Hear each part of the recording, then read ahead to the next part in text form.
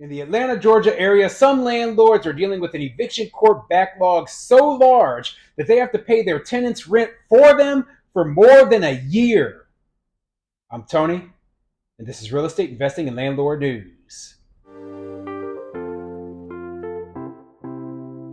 All right, so I have an interesting article for you today, and it's coming out of Atlanta, Georgia area. So it has to do with an eviction court backlog in one of the counties. And the backlog is so bad that some landlords, they aren't actually getting to see a judge for more than a year to make a decision on their eviction case. So what do you think is going to happen in a lot of these cases? The landlords, they are dealing with tenants who are not paying rent in the grand majority of cases. So they're just sitting there taking losses for month after month after month until they finally will be able to see the judge. And I mean, it's a horrible situation to be put into, and I don't know what the problem is exactly that's going on here, but it's not right. It's just not right to expect the landlord to have to deal with non-paying tenants for that long. It could basically put you into bankruptcy, and I don't want to see any landlords be put into bankruptcy because the government itself is incompetent. But that's exactly what's happening in this situation. Now,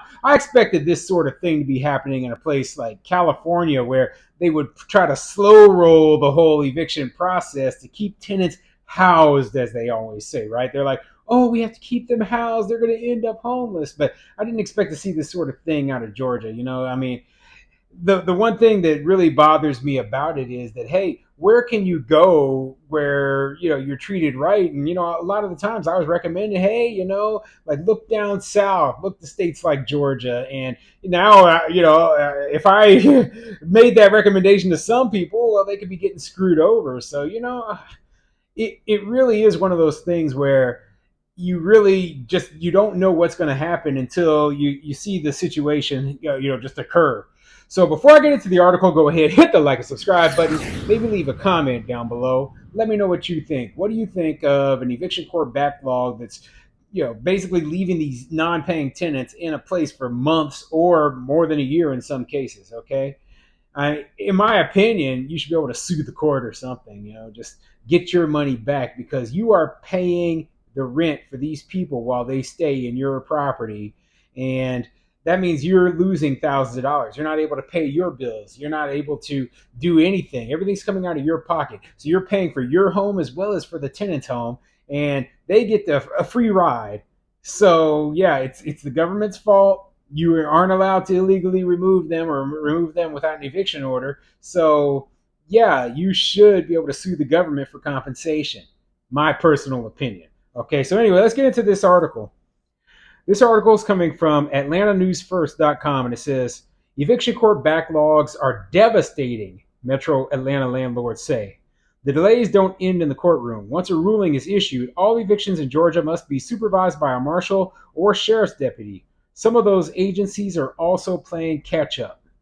And the article does have a video with it, and I'll play part of that video for you right now. This is requesting Clayton County landlord court date, right? It is. Laverne DeLoach is fed up. We've gotten no answers. We've made phone calls to every person that we can think of, every number that we've been given.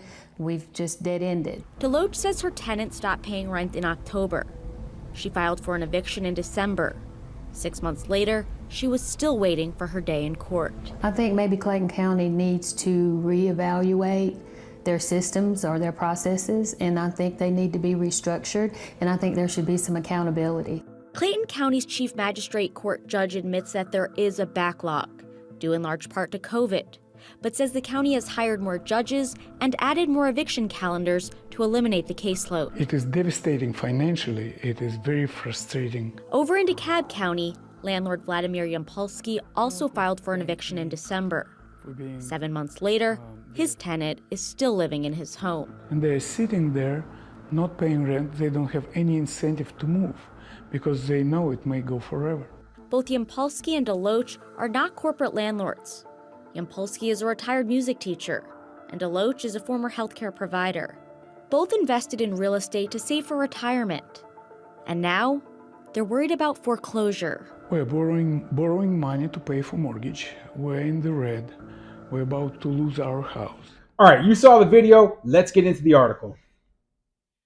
The pandemic mandated eviction moratorium in Georgia ended in October 2021, but almost 2 years later, Metro Atlanta landlords are still dealing with a court system backlog, with some waiting more than a year before a judge hears their case. Eviction court backlogs are also affecting renters and rental prices across Metro Atlanta. We've got no answers, Clayton County landlord Laverne Deloach said. We've made phone calls to every person we can think of. Every number we've been given just dead ended. Deloach said her tenant stopped paying rent in October. She filed for an eviction in December, but 6 months later, she was still waiting for her day in court. So, from the first couple of paragraphs there, it sounds like that this eviction court backlog was caused by the fact that there was just a ton of evictions, built up during the pandemic when they had that eviction moratorium going on. And even though we're almost 2 years past the time when the eviction moratorium in Georgia ended, they still are playing catch up. So yeah, this is a bad situation to be in. It's hard to blame the municipalities to an extent, but you have to think, okay, well, we need to catch up. What do we have to do to catch up? And we can't leave these landlords hanging. That's the truth. Okay, there's a lot of money at stake here. A lot of people's livelihoods are at stake because these tenants are not being removed. Okay. Clayton County needs to reevaluate their systems or processes, and they need to be restructured, she said. There needs to be some accountability. Clayton County Chief Magistrate Court Judge Keisha Wright Hill says a backlog exists mostly due to COVID, but said the county has hired more judges and added more eviction calendars to eliminate the caseload. Read more of what Hill and other magistrate judges had to say below. Over in DeKalb County, landlord Vladimir Yampolsky also filed for an eviction in December. 7 months later, his tenant was still living in his home. It is devastating financially, Yampolsky said. It is very frustrating, and they're sitting there not paying rent. They don't have any incentive to move because they know it may go forever.